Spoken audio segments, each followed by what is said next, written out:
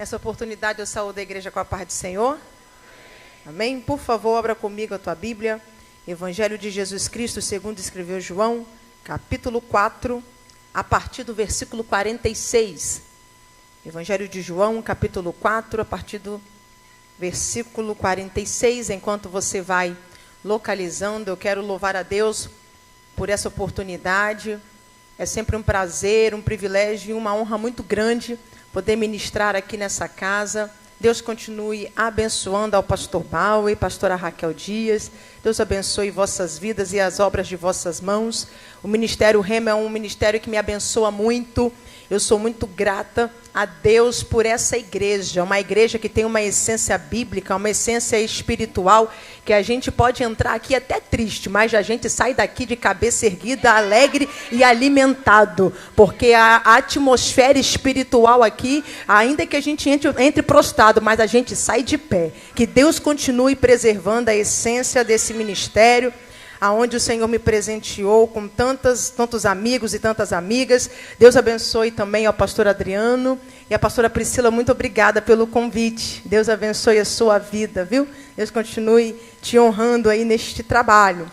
Todos acharam aqui Evangelho de João, capítulo 4, versículo 46. Nós vamos ler até o versículo 53, que diz assim: Segunda vez foi Jesus a Caná da Galileia, onde da água fizera vinho, e havia ali um oficial do rei, cujo o filho estava enfermo em Cafarnaum.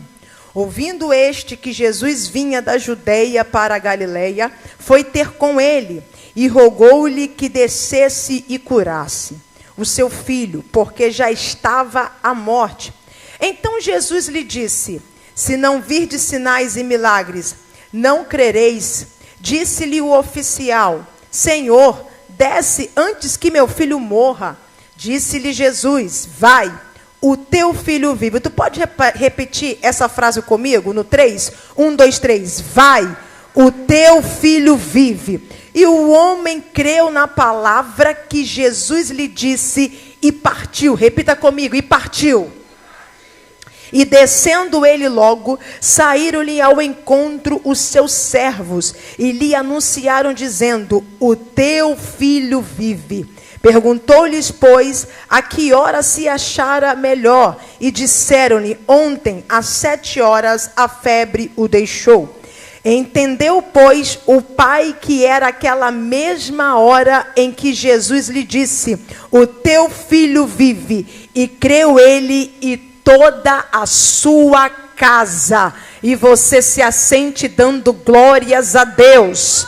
Você não pode tocar, mas você pode apontar para esse irmão que está do teu lado e dizer para ele: hoje não tem sentença de morte, hoje a sentença é vida. Aponta para esse irmão e profetiza: hoje não vai ter morte, hoje vai ter vida. É vida hoje que Jesus está estabelecendo lá para a tua casa. Não importa quem se levantou para dizer que iria ter morte. O que importa é que Jesus hoje veio declarar a palavra de vida. Oh, glória a Deus. Quando a gente olha para o Evangelho de João, a gente começa a identificar que João, diferente dos evangelhos sinóticos, ele tem por prioridade apresentar Jesus como Filho de Deus. E é por isso que João ele vai se limitar a escrever apenas 7 milagres dentro do seu evangelho. Mas isso, João, não é porque ele não crê, não é porque ele não sabe, não é porque ele não vivenciou. É porque João, ele é alguém que prefere priorizar os ensinamentos de Jesus e apresentar Jesus como Filho de Deus. Porque uma vez ele priorizando isso, ele leva os leitores a ter uma confiança genuína em Deus, para ter uma condição de vida eterna.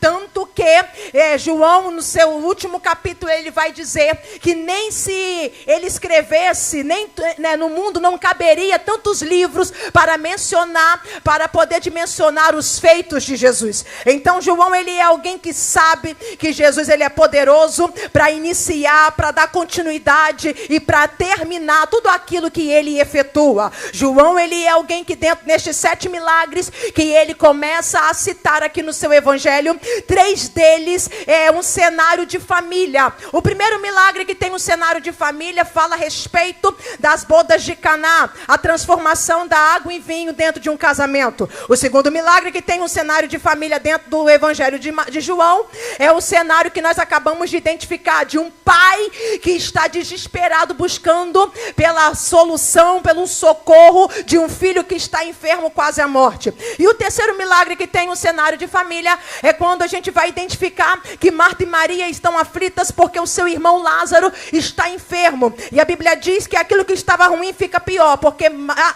Lázaro, ele morre. Mas Jesus, quando ele chega, como já foi louvado aqui, ainda que esteja fedendo há 4 dias, ele vai fazer ressuscitar. Ele faz o impossível acontecer. Então, quando a gente começa a analisar o evangelho de João, escrevendo para as famílias, a gente observa que João fala de transformação, João fala de cura e João fala de ressurreição. O que João está dizendo é que Jesus, ele é Jesus, que ele abrange todas as causas impossíveis, ele tem poder para entrar e para reverter a situação.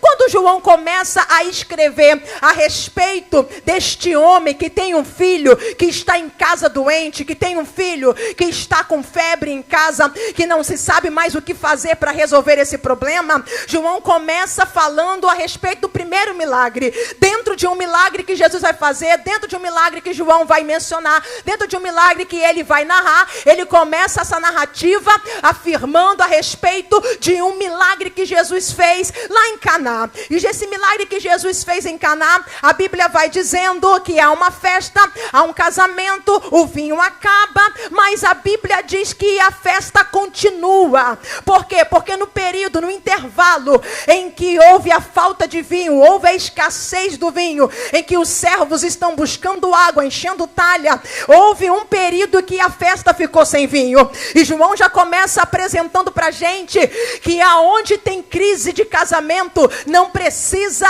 cancelar casamento. Ou seja, não tinha vinho, mas a festa não foi cancelada. Não tinha vinho, mas a festa não parou. Ou seja, crise não é motivo para encerrar casamento, para cancelar casamento. E aí João começa dizendo que durante esse período em que os servos, os empregados estão buscando água, quem sabe no poço e enchendo as talhas, foi um período do processo. E aqui eu já começo a querer aplicar para a tua vida que durante a festa de casamento que houve crise, que houve insuficiência, que houve escassez, que não houve vinho, mas que a festa continuou. Por quê? Porque tinha a presença de Jesus. É João dizendo, aonde tem a presença de Jesus, ele dá estrutura para você resistir o período do processo. Eu não sei quem entrou aqui nessa noite e está vivendo um período de escassez lá na tua casa. O que eu sei é que durante um processo, Jesus vai te dar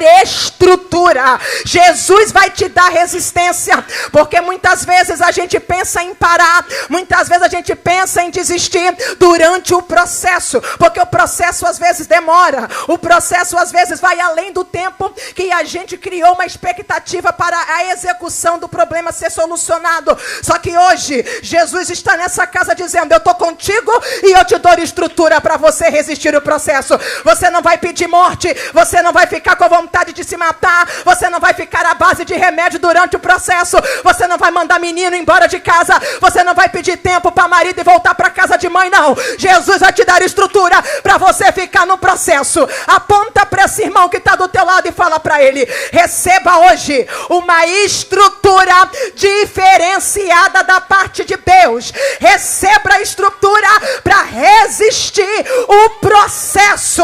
Alguém está assim dizendo, eu não vou aguentar, eu vou desistir. Quem sabe até mesmo alguém de fora está dizendo, agora ela não vai suportar, a situação está pior do que antes. Mas hoje Jesus me trouxe aqui para dizer, eu estou contigo e te dou estrutura para você resistir esse processo. Jesus, quando ele inicia os seus sinais, quando ele inicia seus milagres, Jesus, ele começa dentro de uma festa de casamento, apontando que a prioridade dele é sempre resolver questões familiares. Por quê? Porque a família é a base da igreja. Mas também Jesus, ele tem por prioridade mostrar o porquê veio e por que estabeleceu o evangelho na terra.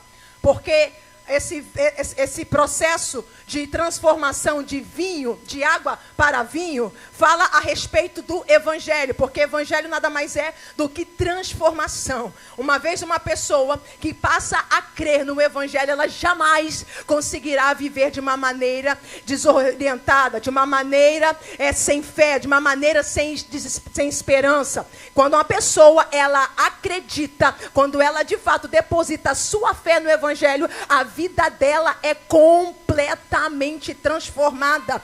E o interessante é que Jesus, ele não vai usar somente os elementos da água para transformar o vinho como transformação, não. Jesus também, ele vai usar as talhas. Por quê? Porque as talhas eram blocos de pedra que o escultor esculpia e fazia desses blocos de pedra brutos, deformados, grandes vasos. Ou seja, para colocar água. Uma hora era pedra, uma hora era deformado, uma hora era pedra bruta, mas quando passava pela mão do escultor, era transformada em vaso. É por isso que Jesus, ele vai usar a água, mas ele vai também utilizar as talhas para mostrar que os elementos de transformação dentro deste contexto de milagre aqui, do seu primeiro milagre, ele está dizendo: olha, eu sou Jesus que tem o poder de fazer quem não é se tornar. Eu tenho o poder de fazer quem não é ser transformado. Sabe o que Jesus está dizendo para a gente nessa noite? Que aquela pedra bruta que você deixou lá na tua casa, ele vai chegar para transformar. Aquela pedra bruta que você deixou lá, que não quer nada com Jesus, não precisa discutir não, porque Jesus está chegando, vai trabalhar. E hoje pode ser deformado, mas quando Jesus chega no ambiente, passa a ser vaso.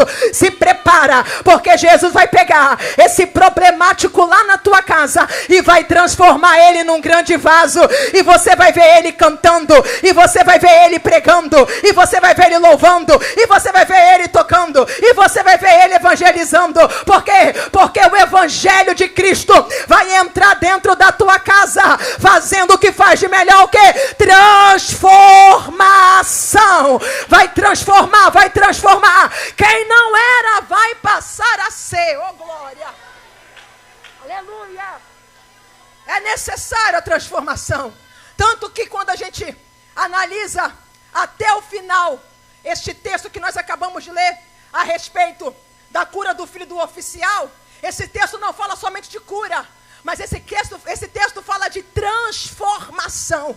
Por quê? Porque no final o texto diz o seguinte: que toda a casa passou a crer em Jesus. A cura foi só um método, a cura foi só um instrumento, mas o que de fato Jesus queria era fazer uma casa incrédula passar a ser crente. Eu não sei qual é o problema que você entrou aqui hoje pedindo um socorro a Deus. O que eu sei é que esse problema vai ser um instrumento para converter gente lá na tua casa, vai ser um instrumento para converter gente lá na tua família. Então este texto também fala de transformação. Observa que Jesus, ele fica 2 dias caminhando ali em Sicá. Daqui a pouco ele vai para Galileia, daqui a pouco ele passa pela Judeia, e aí ele chega em Caná. Quando ele chega em Caná, tem um oficial do rei, que o nome dele não é citado, mas ele fica sabendo que Jesus está no ambiente, que Jesus está no território, e ele vai até Jesus. Quando ele vai até Jesus, ele não vai como um oficial. Por quê? Porque ele, como era oficial do rei,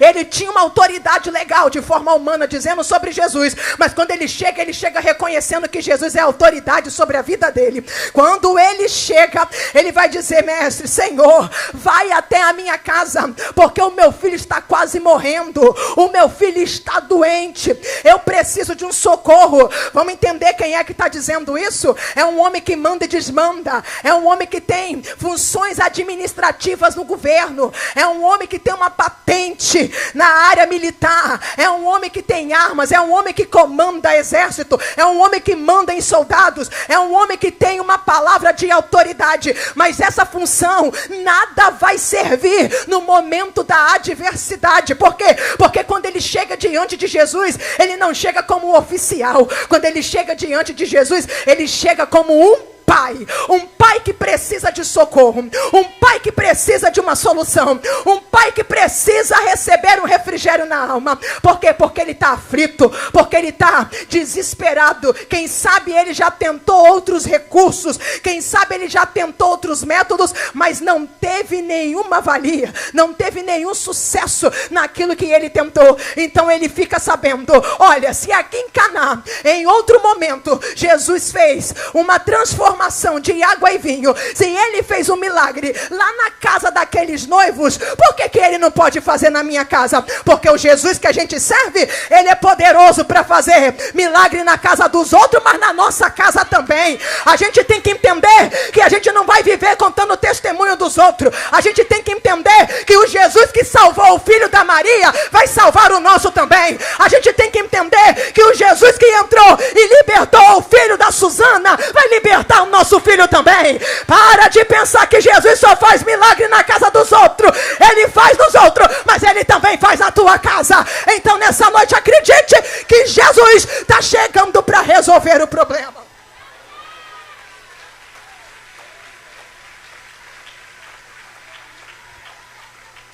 Glória a Deus.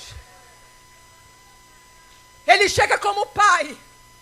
E aqui a gente vê um pai buscando por socorro. E quando a gente faz um paralelo com o primeiro milagre que é citado nesse texto, a gente vai identificar que quem dá o grito pedindo por socorro diante de uma necessidade é Maria.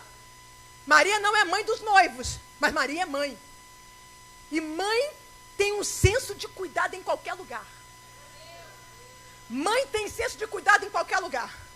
Mãe, quando ela está na casa dela, ela tem o alerta de cuidado ligado. Mas quando ela vai na casa dos outros, ela também fica cuidando do filho dos outros. Ela fala, cuidado que esse menino vai cair. Cuidado que esse menino vai tropeçar. É ou não é? Quem é mãe aqui sabe do que eu estou falando. O senso de mãe é ativado 24 horas por dia. Tá ligado? 24 horas. Então o que a gente observa é que no primeiro milagre é uma mãe que está expressando uma necessidade para Jesus. Já aqui nesse segundo milagre é um pai que está expressando a necessidade para Jesus. Isso nos leva a entender que não importa quem nós somos dentro de casa, o que importa é que Jesus quer levantar alguém para ser um instrumento de salvação. Você pode ser mãe, você pode ser pai, você pode ser filho, ser tio, ser tia, ser neto, ser sobrinho. Jesus não está importando com quem você é na casa. Jesus está querendo saber se você está disposto a se posicionar, porque a autoridade de Deus vem para quem se posiciona diante do problema. Aponta para esse irmão e fala, se posiciona. É você que Jesus quer usar. Se posiciona. É você que Jesus vai levantar. Porque alguém fica assim, mas se eu tivesse um pai pastor, eu acho que as coisas para mim seria mais fácil. Seria não. Se o teu pai não é pastor, então se posiciona como filho que ele vai passar a ser. Ai, porque se eu tivesse uma mãe no ciclo de oração orando por mim, eu acho que as portas para mim seriam abertas com mais facilidade. Não. O que Jesus me trouxe aqui hoje para dizer, se você não tem um pai, se você não tem a mãe que está orando por você, então se posiciona como filho, que você vai ver como é que Deus vai salvar esse pai, como é que Deus vai salvar essa mãe. Aleluia. Posicionamento.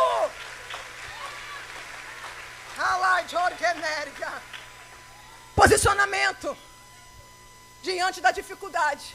Aí ao mesmo tempo eu vou lembra da Sunamita? A Bíblia diz que ela não tinha filho, ela faz o quarto para Eliseu, Eliseu profetiza, ela engravida, o menino nasce, o menino cresce, vai para o campo com o pai. Quando chega lá, o menino nem morre, começa a passar mal, ai minha cabeça. O que o pai fala? Leva para a mãe. Leva para a mãe que pega o menino, segura o menino no joelho, o menino morre, ela que sobe para o quarto com peso com o menino e coloca na cama, ela que vai e pega e fecha a porta e vai lá no monte atrás de Eliseu, ela que faz tudo.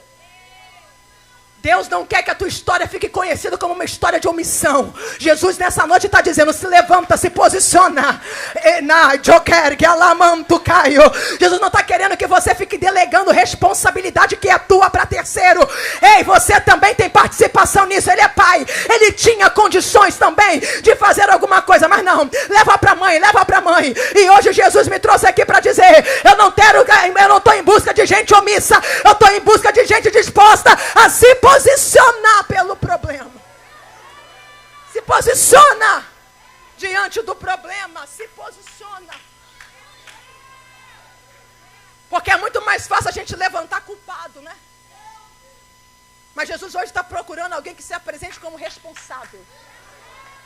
É muito mais fácil a gente falar, esse menino está assim porque essa avó está estragando ele. Tu está estragando meu filho. A gente quer colocar culpa. É mais fácil a gente apontar, por causa das suas ignorâncias que eu estou assim. Por causa da sua falta de comunicação que eu estou assim. E Jesus hoje, com muito temor e tremor que eu entrego isso aqui, que Jesus hoje me trouxe aqui para dizer, ei, eu não quero que você fique apontando o dedo quem é culpado. Eu quero que você se apresente como alguém responsável. Gente responsável se levanta, se posiciona diante do problema e diz, alguém até errou, mas eu vou fazer o certo. Alguém até abriu a brecha, mas eu vou fechar ela. Alguém até fez o que era errado, mas eu estou disposta a fazer o certo.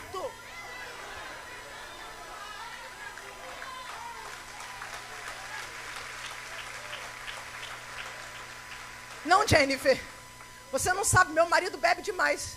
Legal, mas você está dentro da igreja. Entenda isso. Quando você se posiciona aqui na terra, você adquire respeito no mundo espiritual. Você pode não falar bonito, você pode não cantar bonito, você pode não ser afinado, você pode não ter uma série de graduações, você pode ser tímido para pegar no microfone, quem sabe você nunca vai pegar nesse microfone para falar nada, mas isso não te deixa isento de você ser respeitado no mundo espiritual. É o nosso posicionamento, tá entendendo? Alguém pode chegar na rua cheio de bebida na mente, cheio de droga, mas dentro de casa não faz bagunça, sabe por quê? Porque quando a minha mãe se posicionou no mundo espiritual, eu vinha carregada até a porta, mas quando eu chegava na porta, eu ficava quietinha, mansinha, e o que ela falava eu tinha que obedecer, não tinha força, porque o que estava em mim era muito valente no mundo, mas dentro de casa, diante do Deus dela, eu tinha que baixar a cabeça e entender, aqui é Ele que manda.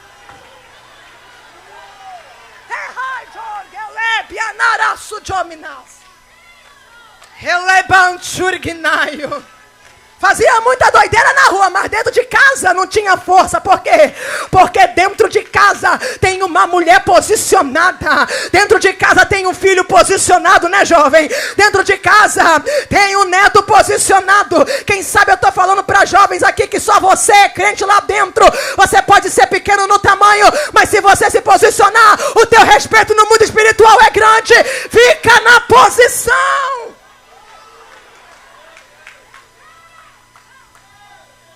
Aleluia. Quando ele chega diante de Jesus, Jesus vai dizer para ele, vocês só acreditam se tiver sinais, né? Observe que Jesus fala no plural. Jesus está dizendo para ele e para quem está em volta. Vocês só acreditam se verem sinais. Só que esse homem, ele mal sabe que Jesus está prestes a ensinar para ele que ele precisa crer sem ver. Aí o texto diz que Jesus diz assim para ele, vai, porque o teu filho vive. Só que antes disso, ele diz por 2 vezes para Jesus que o filho está prestes a morrer.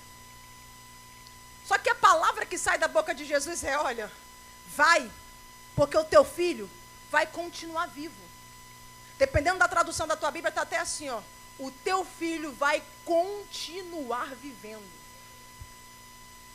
Primeiro ponto que a gente aprende aqui é que a ordem natural da vida é o pai morrer antes do filho.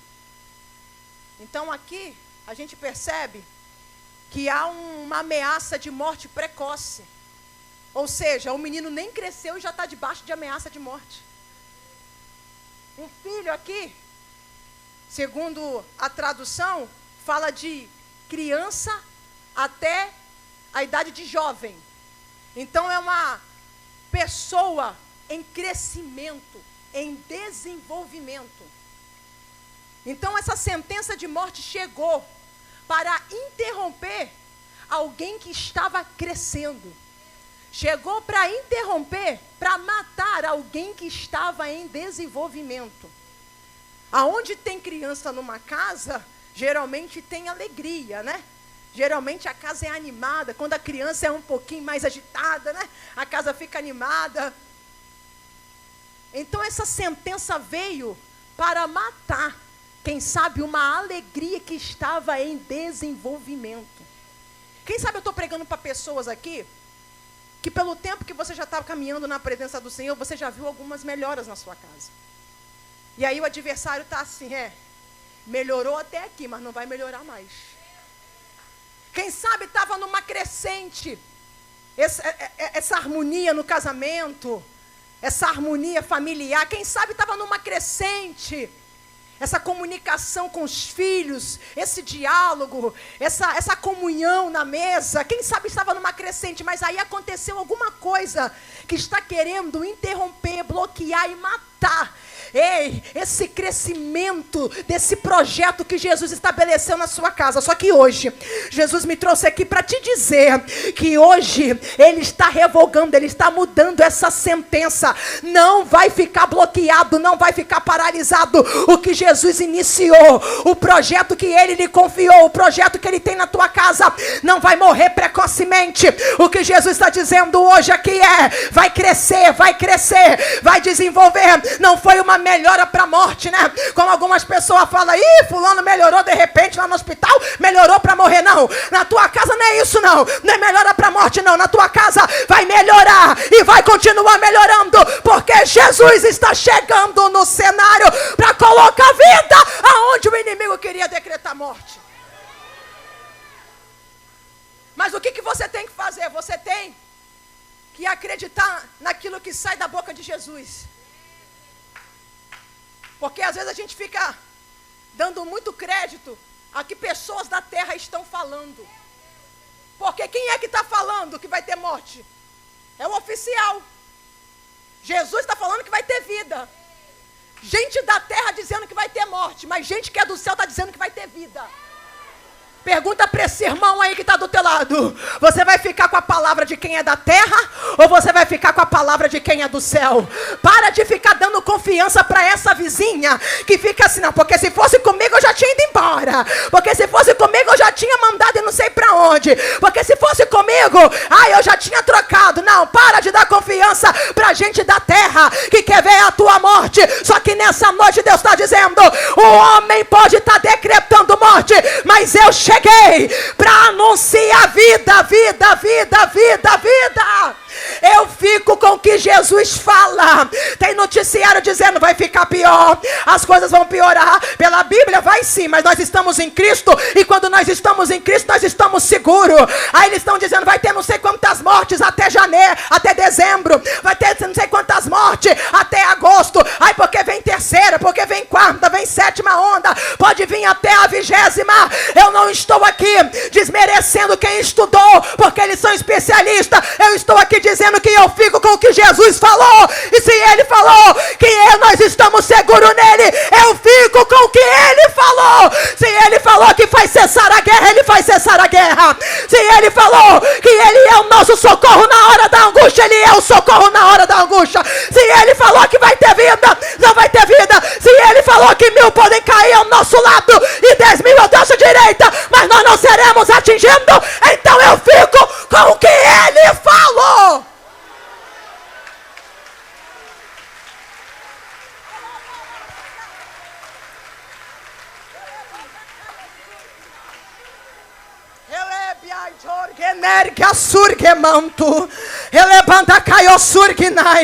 Eu fico com o que Jesus falou.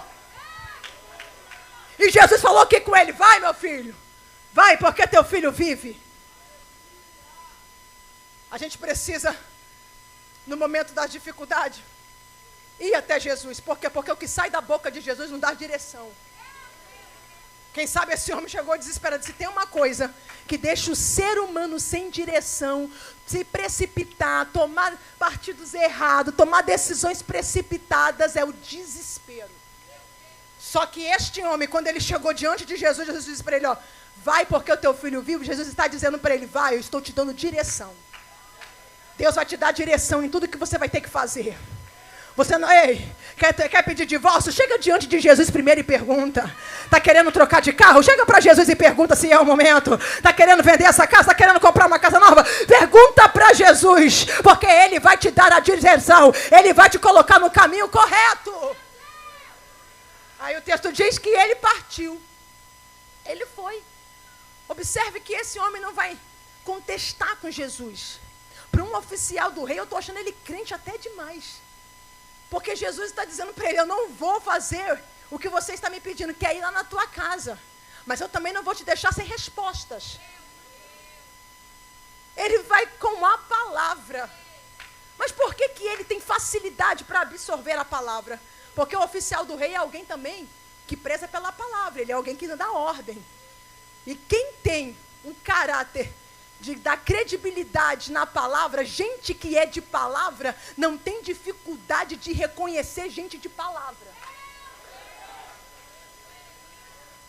Gente que anda na verdade, né, pastora Raquel, não tem dificuldade de reconhecer quem anda na verdade. Então ele olhou para Jesus, ele viu que o caráter de quem está falando a palavra para ele é um caráter de gente que é verdadeira, de gente que não mente. Ele está dizendo, se esse homem está me declarando uma palavra, eu vou ficar com a palavra dele. 34 quilômetros de Caná até Cafarnaum. Esse homem, não sei se ele foi a pé, não sei se ele foi a cavalo, de charrete, não sei como ele foi. Eu só sei que 34 quilômetros, eu sei que ele chegou no outro dia, no texto mais na frente a gente vai saber o porquê. No outro dia ele chegou, preste atenção, esse homem teve fé para caminhar 34 quilômetros sem vacilar, sem tupidiar, sem voltar e falar, não, eu vou lá chamar ele. Só a palavra não é o suficiente, não. Ele entendeu, essa palavra vai ser o suporte que eu preciso para chegar até o meu objetivo. Hoje Jesus me trouxe aqui só para dizer que você vai ser sustentado na caminhada pela palavra. A fé vem pela palavra, oh glória. Por quê? Por que Jesus não vai até a casa dele? Coloca a mão, Jesus não podia ir, Jesus não foi na casa de Pedro curar a sogra que também estava com febre? Foi. Mas por que Jesus não vai? Porque Pedro é alguém que já está relacionado com a palavra. Pedro é alguém que vai na sinagoga, Pedro é alguém que já está andando com Jesus, está vendo Jesus pregar, está se relacionando com a palavra. Mas esse oficial não. O que Jesus estava dizendo é, antes de você ter experiência com milagre, eu quero que você tenha relacionamento com a palavra. Porque quem tem relacionamento com a palavra, ele aguenta, ele resiste, ele tem estrutura para suportar o processo e a caminhada até chegar o milagre. O que Jesus hoje está tomando na minha boca para dizer, se relacione com a palavra, que você vai ter fé para resistir. Se relacione com a palavra, que você vai ver o milagre acontecer, porque milagre não gera palavra, mas a palavra, ela gera o milagre.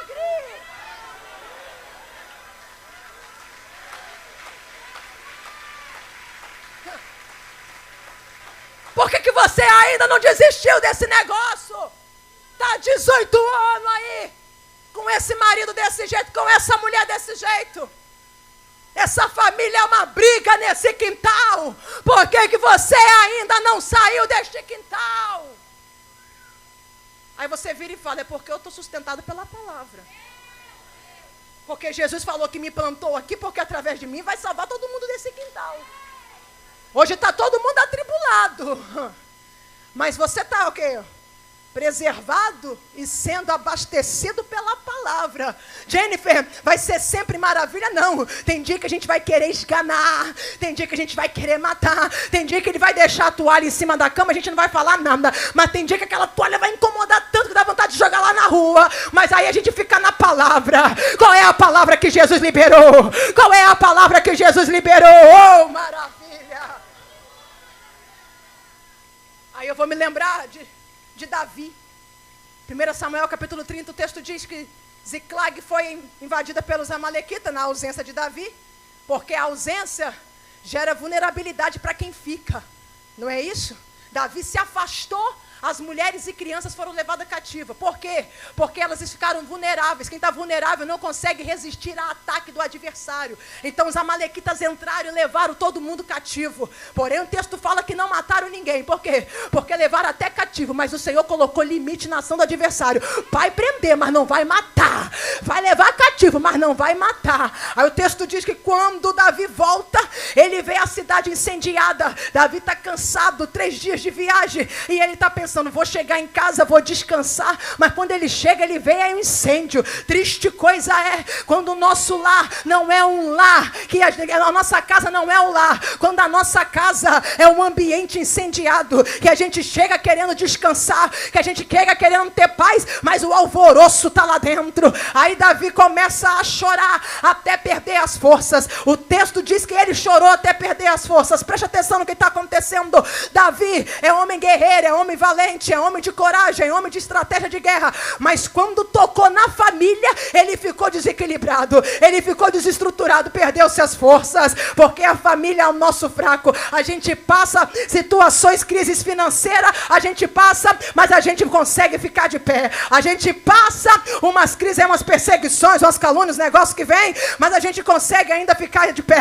Mas quando vem um ataque na família, parece que o nosso chão abre, parece que vem o peso de cima querendo esmagar, mas quando nós estamos fortalecidos na palavra, a gente se prostra por 1 dia, 2 dias, mas no terceiro a gente já está de pé, porque o texto diz que Davi ora, pega a estola sacerdotal, vai consultar junto com Abimeleque, o sacerdote, e aí ele diz assim para o Senhor: Deus, eu devo perseguir esse povo, eu vou alcançá-los. Aí o texto diz assim, ó, você deve perseguir, você vai alcançar, e tudo você vai libertar. A palavra de Deus ainda vem muito mais do que ele pede. Por quê? Porque ele faz 2 perguntas e o céu manda 3 respostas. Quando isso acontece, Davi entende, eu estou fortalecido na palavra, eu vou. Chega no Ribeiro de Besor. Ribeiro de Besor fala de lugar frio. 200 vão parar, 200 vão desistir, mas Davi está sob o poder da palavra, e ele diz, eu até parei para descansar, mas não desisto da minha família, eu continuo, porque a palavra me dá estrutura para continuar. Só quem veio pelo poder da palavra, levanta a mão e dá glória, porque você não vai desistir, porque a palavra está sobre a tua vida. Palavra. Palavra. Relacionamento com a palavra. E quando a gente absorve a palavra, a gente tem discernimento do problema que a gente está vivendo. Lembra da mulher cananeia? A mulher cananeia chega assim, ó, Jesus, filho de Davi. Peraí. Essa mulher não é judia, essa mulher não cresceu ouvindo Torá, lendo Torá. Essa mulher não cresceu nos costumes judaicos, não cresceu indo para a sinagoga, não cresceu nos cultos. A cultura é totalmente outra, a religião é outra. Como é que essa mulher sabe que Jesus é o filho de Davi? Porque ela ouviu alguém pregar e guardou, absorveu a palavra, e por ela absorveu a palavra, quando ela chega diante de Jesus, ela já chega discernindo o problema que ela tem em casa. A minha filha está endemoniada, ou seja, ó, não é rebeldia, não é fase de adolescência, não é porque terminou com o namorado que está triste, não é nada disso, não é crise existencial, é demônio. Quando nós estamos debaixo do poder da palavra, alimentado pela palavra, absorvendo a palavra, nós conseguimos discernir o problema que nós estamos vivendo. É muita gente querendo dar Rivotril para gente endemoniada, tem que gritar lá e dizer, sai daqui, diabo! Aí fica se dopando, aí fica tomando um remédio para dormir, um remédio para ficar acordada, aí fica andando na rua bem assim, ó, aí não sabe se anda, não sabe se para, igual zumbi. Só que hoje Jesus está dizendo, absorva a palavra que tu vai ter discernimento, absorva a palavra que você vai saber o que é de ordem natural e o que é demônio. Irmãos, para a palavra. E eu fui declarando a palavra. Eu fui declarando Salmo 91, Salmo 23, Salmo 121, Salmo 124. Eu fui declarando a palavra. Vai declarando a palavra, porque você vai ver as forças do inimigo se arrebentarem diante dela. Oh glória! É a palavra que te dá condições de chegar no objetivo. Quando este homem chega em Cafarnaum, o texto diz que os servos vão encontrá-lo e vão dizer assim, ó, teu filho vive. Vão confirmar o que Jesus disse. Os servos vão repetir as palavras que Jesus liberou quando ele estava saindo de Caná. Eles nem chegam no meio do caminho e falam, o teu filho vive. Jesus vai confirmar tudo aquilo que ele te anunciar. Quem sabe o que eu estou pregando aqui, você já ouviu por esses dias. Pois é, Jesus só me trouxe aqui para dizer, ei, eu estou confirmando aquilo que eu vou executar na tua vida. Ei, e o que este menino tinha? Febre. Febre, a Bíblia, a medicina diz que o nosso corpo, no cérebro, existe uma área chamada hipotálamo, que é responsável em manter a temperatura do corpo ajustada. E toda vez que um agente infeccioso invade o nosso organismo, o nosso sistema imunológico começa a trabalhar de uma forma mais acelerada, e isso faz com que a temperatura aumente. Então, febre não é de fato uma doença, febre é um sintoma. E quando a gente chega com febre no hospital, alguém diz assim, o médico, né, vamos investigar, porque por trás dessa febre pode ter o quê? Uma infecção. Então, a febre ali só está sinalizando que existia um problema pior por trás. A gente tem que parar de fazer vista grossa em alguns problemas. A gente quer ficar colocando paracetamol na febre, enquanto Jesus está dizendo, eu quero que você tome bezetacil para combater o problema, para combater a infecção, está entendendo? Às vezes é uma falta de perdão, às vezes é um conserto que tem que fazer, às vezes é chamar alguém e sentar, olhar no olho e falar, me perdoe em nome de Jesus, eu falei o que não era para falar, você também disse o que não era para dizer. Às vezes a gente não quer mexer. Por quê? Porque vai doer. Mas é melhor doer agora para a gente ficar saudável do que a gente ficar usando paliativo e permanecer adoecido. O que Jesus hoje está dizendo é, eu estou chegando para ir na raiz do problema. Febre. O que a sogra de Pedro tinha? Febre. E aonde ambos estavam? Em Cafarnaum. Cafarnaum é um lugar que ficava 200 metros abaixo do nível do mar. E eles falavam, os estudiosos, que nessa época, por ter muito acúmulo de água, existia um surto muito grande de malária. Por isso que tem estudiosos que afirmam que o que eles tiveram foi malária. Então, se de fato é isso, a gente não sabe, mas se for, eles estão doentes por causa do ambiente. Mas quando Jesus chega na casa da sogra de Pedro e cura a sogra de Pedro, e quando Jesus libera a palavra para liberar a cura para esse menino, Jesus não muda o ambiente. Jesus mudou o estado deles dentro do ambiente. A gente tem que ter maturidade para entender que nem sempre Jesus vai mudar o ambiente de imediato. Mas Ele vai nos dar imunidade para resistir ao ambiente. O que é isso, Jennifer? É se manter curada em ambientes que querem nos forçar a ser doente. Nessa noite, eu vou encerrar essa palavra dizendo que o que te adoecia não vai te adoecer mais, porque Jesus hoje está liberando uma palavra que está indo no teu emocional. O que te desequilibrava não vai te desequilibrar mais. Essa provocação que tu sofria dentro de casa, que tirava o teu sono, que te perturbava, não vai te perturbar mais, porque quando o ambiente não é modificado, o Senhor, Ele altera o nosso estado dentro do ambiente. Tem gente que não se deixa ser sarado, não se deixa ser tratado, vai ser doente o tempo todo, a vida inteira. Mas e aí? E aí que você, como Abigail, conviver com gente louca, mas não vou ficar enlouquecida. E nessa noite Deus toma a minha boca para dizer, tu pode até ficar no ambiente de doença, mas você vai ser saudável, mas você vai ser sarado, mas você vai ficar curado. Quem pode receber essa palavra, dá um salto dessa cadeira.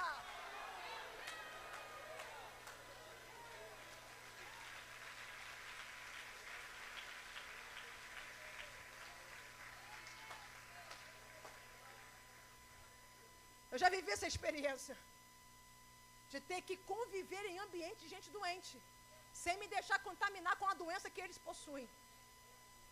Porque a gente tem que perder essa mania de achar que porque a gente é crente, a gente só vai ficar em lugar de luz. Tem hora que a gente vai estar no meio da treva, e aí? Mas a luz lá é você. É por isso que Jesus hoje está derramando uma unção de cura sobre a tua vida. O ambiente pode até ser de morte, mas você vai ser viva, mulher. Você vai ser vivo nesse ambiente, homem de Deus. Está entendendo? A sentença pode ser de ficar todo mundo adoecido, febril, mas você vai ficar saudável. A casa toda creu, porque ele vai dizer assim: que horas que esse menino ficou curado? Às 7 horas, ou a hora 7ª, que dá 1h da tarde de ontem. Ou seja, ele levou mais de um dia para chegar. Ele falou: realmente, enquanto a palavra estava sendo liberada, Jesus já estava efetuando o milagre. O milagre chegou antes daquele homem, na casa dele. Quem sabe, enquanto eu estou declarando a palavra de Jesus, que não é minha, nessa noite, enquanto você está indo para casa, nesse momento agora, 8h50, quem sabe neste momento o milagre está chegando lá dentro, e quando você chegar lá 9h30 da noite, o milagre já aconteceu. Eu tenho fé para isso. Eu tenho. O milagre estava pronto. Quem não estava preparado era o oficial. Mas a caminhada foi preparando ele. Por quê? Porque ele foi reverberando a palavra enquanto caminhava. Ele falou que meu filho vive, ele falou que meu filho vive. Então quando ele chegou, ele constatou aquilo que Jesus havia dito. Contou para todo mundo da casa, eu imagino. Contando para os servos, porque se os servos vieram receber dizendo que o menino estava vivo, então a casa estava toda mobilizada com a situação do garoto. Pensa, o filho do homem vai morrer. O filho do chefe vai morrer. Estava todo mundo na casa mobilizado com a situação e ninguém estava dando jeito em nada. Aí ele chega e fala: olha, ele está curado. Aí ele vai contar: não, porque eu encontrei com Jesus lá em Caná. No momento em que vocês falaram que a febre o deixou, era o momento que ele falou para mim que meu filho ia viver, que meu filho não ia morrer. Aí todo mundo: nossa, é? De longe assim ele tem esse poder. Ah não, a gente vai crer nesse Jesus também. É por isso que algumas situações Jesus permite acontecer, mobilizar toda a família. Quem sabe eu estou falando para alguém aqui que está com um parente entubado, está a família toda, ó. Todo mundo entrou no problema. É igual quem tem gente viciado na família. Todo mundo vive o problema. Todo mundo vive o problema. Mas Jesus está dizendo assim: olha, é porque é para a salvação de todos também. E eu queria